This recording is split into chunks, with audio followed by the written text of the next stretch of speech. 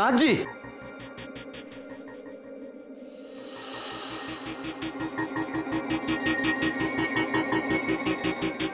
क्या हुआ प्रभुनाथ जी? आप बीच में ही नाच छोड़ के चले आए। इसका डांस आपको अच्छा नहीं लगा क्या? खैर छोड़िए, हम तो बस ये कहने आए हैं कि सारे बारातियों ने नाच गाने का भरपूर आनंद लिया। अब इस बेचारी का मेहनताना आप दे देते तो ये घर चले जाते।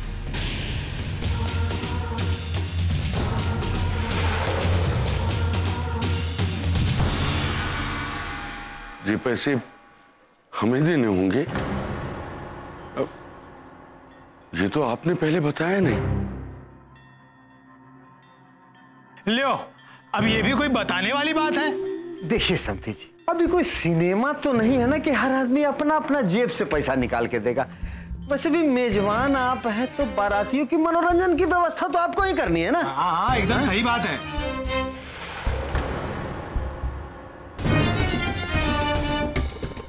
ओहो, हमारे पास आप लोगों की बकवास सुनने का टाइम नहीं है। नोट निकालिए और मोटर गाड़ी से हमें छुड़वा दीजिए। अरे ठहरो ठहरो, फ्लाइंग रानी एक्सप्रेस की तरफ भागी जा रही हो। हम बात कर रहे हैं ना, थोड़ा शांति रखो।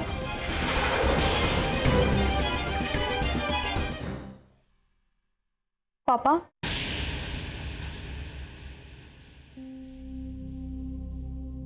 आप जरा अंदर आइए, हमें आपसे कुछ बात करनी है। समझी जी, 1 मिनट।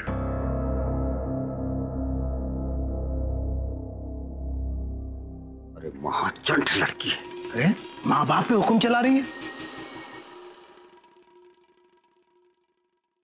पापा, एक तो हमें बिना बताए उन्होंने डांसर्स को बुलाकर घटिया हरकत की, ऊपर से आपसे पैसे भी मांग रहे हैं। ये तो सरासर गलत है। अरे पता नहीं बेटी क्या कान भर रही होगी बुढ़ाऊ की। क्या हुआ, इतनी देर क्यों लग रही है? अरे माथा क्यों खा रही हो? बात कर रहे हैं ना हम। अच्छा, हम भी अगर रुक रुक के नाचते तो कैसा लगता आप लोगों को? आप हमारी बात को समझने की। पापा, जो गलत है वो गलत है। बेटा आप परेशान मत हुइए, आपके पापा सब कुछ संभाल लेंगे। कैसे संभाल लेंगे माँ? सहने की भी कोई हद होती है। अब कोई जरूरत नहीं है उनकी नाजायज मांग को मानने की।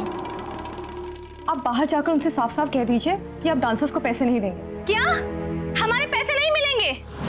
बेईमान मक्खी चूस लोग, आखिर किस बूते पर हमको बुलाया था? हाँ, बेशरम कहेंगे। अरे मिल रहा है, मिल रहा है। तो कहाँ है पैसा? अरे पैसा देने का वक्त आया तो बाप बेटी बड़े शरीफ बन रहे हैं।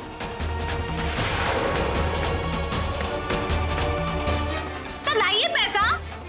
रुक नहीं सकती थोड़ा देर? अगर मेरे पैसे नहीं मिले ना तो याद रखना, यहाँ ऐसा तमाशा बनाएंगे कि शादी तो बहुत दूर की बात है। अपना मुंह दिखाने के काबिल भी नहीं रहोगे तुम लोग। अरे मिल जाएंगे पैसे, पहले मेरी बात तो सुनो। हमारा पैसा दीजिए बस। देखिए, आप शांत हो जाइए, मुझे बताइए कितना पैसा हुआ? अरे यार, अब क्या 10,000 के लिए मुझे 10 बार हिसाब देना पड़ेगा? शांत, आराम से, आराम से। मैं दे रहा हूं पैसे।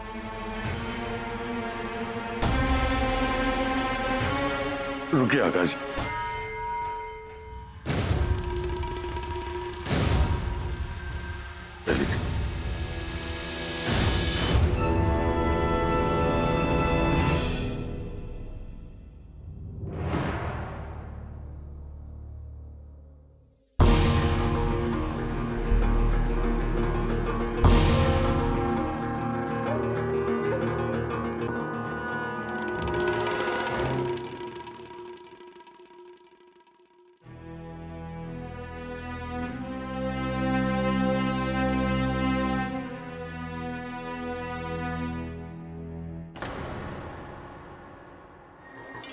अरे ओ नचनिया देवी, ये हरा हरा नोट लेकर 80 की स्पीड में कहाँ भागी जा रही हैं भाई?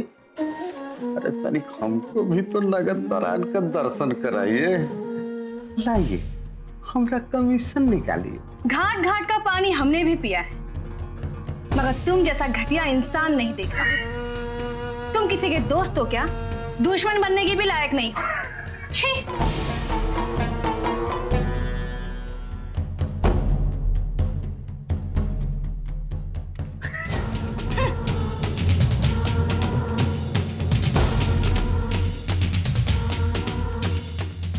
चाहे कुछ भी हो जाए, लेकिन अपना जेंटलमैन भतीजा का साथ ही हम कभी नहीं भूल पाएंगे भाई। खूब जेब गरम हो रहे हैं हमारे भी। प्रभुनाथ जी,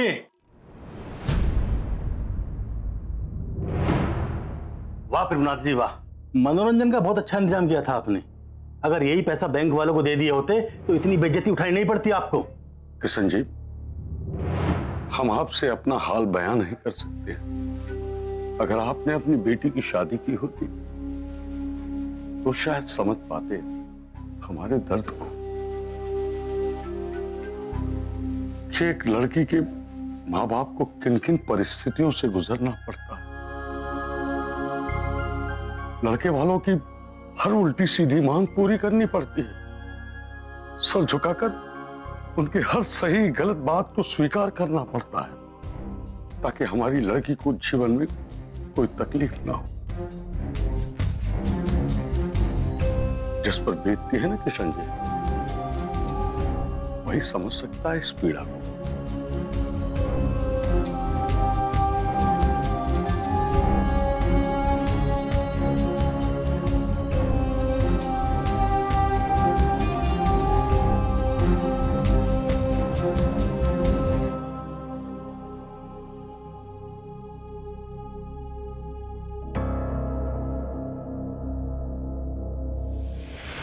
यही संस्कार दिए आपने अपने बेटी को?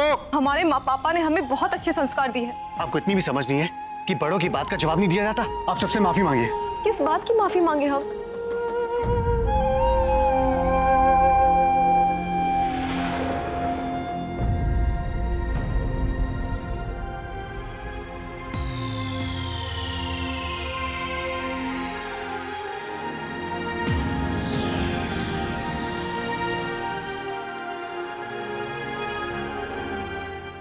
वो सब लोग गौतम जी के जनवासे में थे तो मैंने सोचा यहाँ आकर हिसाब किताब कर लूं। लेकिन तुम यहाँ क्या कर रही हो? तुम्हें तो पूनम जी के पास होना चाहिए। उन्हें इस वक्त तुम्हारी बहुत जरूरत है। जाओ तुम पूनम जी के पास चलो। आकाश भैया, ये सब बातें आप किसी और से कहिएगा, क्योंकि आप मुझसे अपने भीतर का दर्द छुपा नहीं सकते।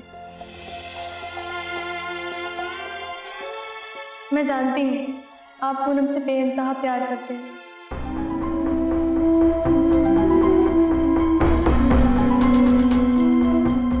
इसलिए जो कुछ भी हो रहा है ना, उससे आप बहुत दुखी हैं। आपसे पूनम की ऐसी हालत देखी नहीं जा रही। प्यार तो करते हैं उससे आप, लेकिन क्या ऐसे अकेले बैठने से दिल का दर्द कम हो जाएगा?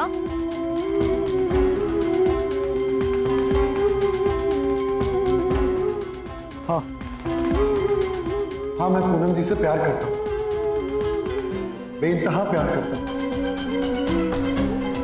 और मुझे ये भी पता है कि अकेले बैठकर दिल का दर्द कम नहीं होने वाला। लेकिन कम से कम अकेले रहने से जिससे मैं प्यार करता हूं उसका दर्द तो मुझे नहीं देखना पड़ेगा।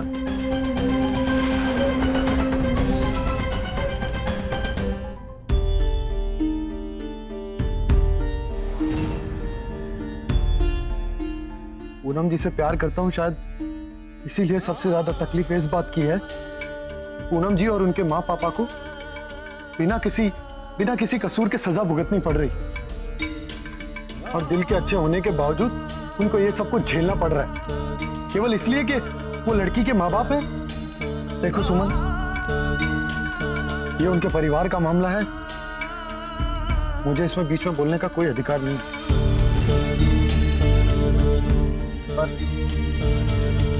पर तुम तो पूनम जी के दिल के बहुत करीब हो, तो तुम जाकर पूनम जी को समझाओ। बहुत हो गया, पूनम जी को अपनी स्थिति के बारे में गौतम जी से साफ साफ बात कर लेनी चाहिए। ऐसा नहीं है आकाश भैया, आप भी उनके परिवार के जैसे ही हैं। परिवार के जैसा और परिवार का होने में बहुत फर्क है सुमन, और ये फर्क मैं अच्छी तरह समझ गया।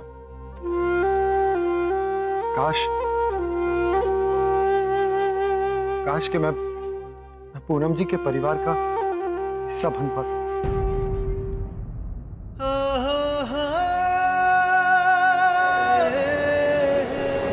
देखो सुमन, तुम पूनम जी से जाकर कहो कि वो गौतम जी से बात करें कि आखिर उनके मन में है क्या, वो क्या चाहते हैं, वो क्यों बार बार माँ जी और सर जी को बुलाकर उनकी बेइज्जती करवा रहे हैं, क्यों वो छोटी छोटी बातों पर भड़क रहे हैं। आज उनके लिए सबसे बड़ी खुशी का दिन है और आज ही के दिन वो मुंह फुलाकर बैठे। पूनम जी से शादी करके वो कोई एहसान नहीं कर रहे। आप ठीक कह रहे हैं भैया, मैं जाकर पूनम से बात करती हूँ।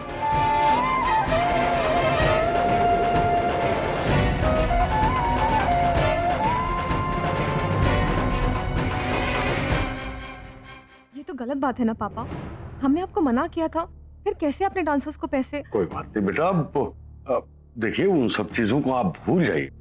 आपके पापा ठीक कह रहे हैं बेटा, आज आपकी शादी है, ऐसी छोटी छोटी बातें दिल पे लगा के अपना मन खराब मत कीजिए। लेकिन माँ, देखिए आपकी सहेली आ गई।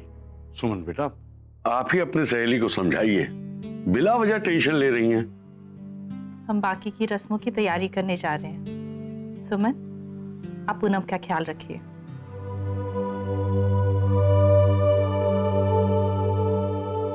पूनम, हम भी माँ जी की मदद करवा के आते हैं।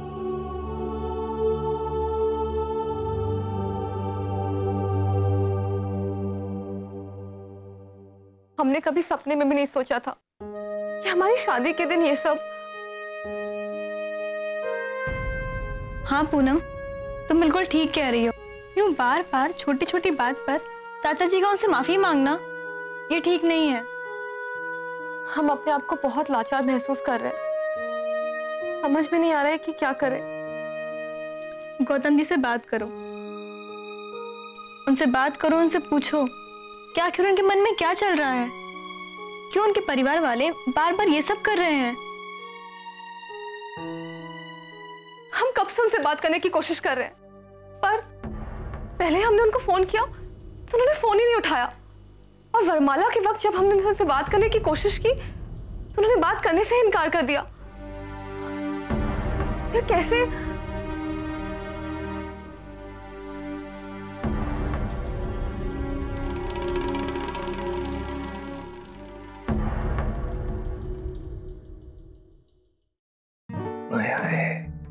सुमन नाम की सोन चिड़ैया कब हाथ आएगी यार।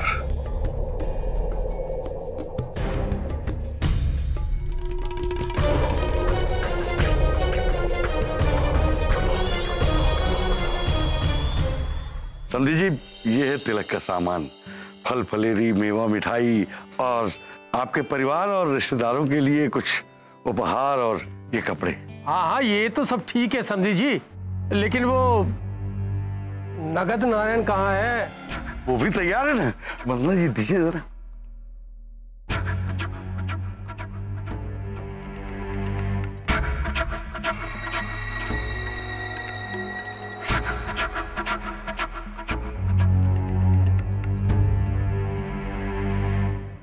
अब तो सब कुछ ठीक ठाक है ना समधी जी? हाँ हाँ, बिल्कुल ठीक है। समधी जी, जैसे कि हमारी बात हुई थी, ये सब तो गांव समाज को दिखाने के लिए है। जैसे ही तिलक की रस्म पूरी हो गई तो हमें पैसा आपको लौटा देंगे। उम्मीद है आप लोग हमारी मजबूरी को समझ रहे होंगे। वो क्या है, रिश्तेदारों के आगे हमारी नाक ना कटे, बस उसके लिए ये सब कुछ करना पड़ रहा है। वो क्या ना, नहीं करेंगे तो सब सोचेंगे कि पता नहीं कैसे कंगालों के घर में हमने अपने बेटे का रिश्ता तय कर दिया है। अब आपकी इज्जत का ख्याल रखना तो हमारी जिम्मेदारी है ना। खैर छोड़िए, आप लोग जल्दी से जाकर पूनम को बुलाइए ताकि तिलक की रस्म शुरू हो सके। पर यहाँ किसी ना किसी का होना जरूरी है ना समधी जी, जब तक चंद्र जी आके ये सब। अरे नहीं नहीं, हम है ना, हम रुक जाते हैं, आप लोग जाइए। और बाकी इन छोटी मोटी चीजों की चिंता मत कीजिए जी। आइए।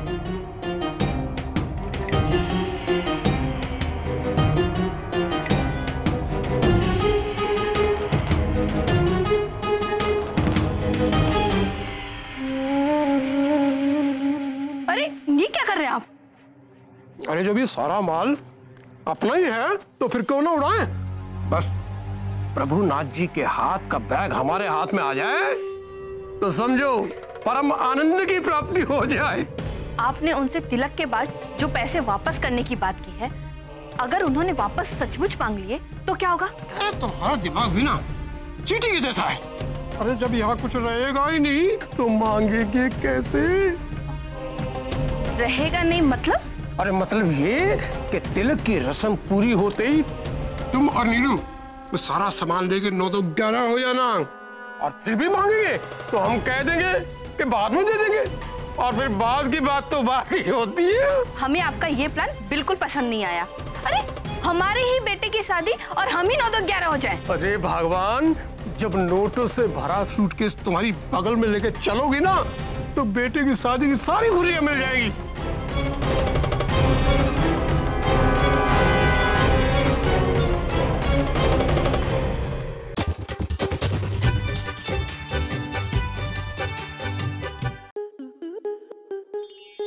स्टार प्लस के ऐसे ही और बेहतरीन लम्हे देखने के लिए सब्सक्राइब करें हमारे YouTube चैनल को।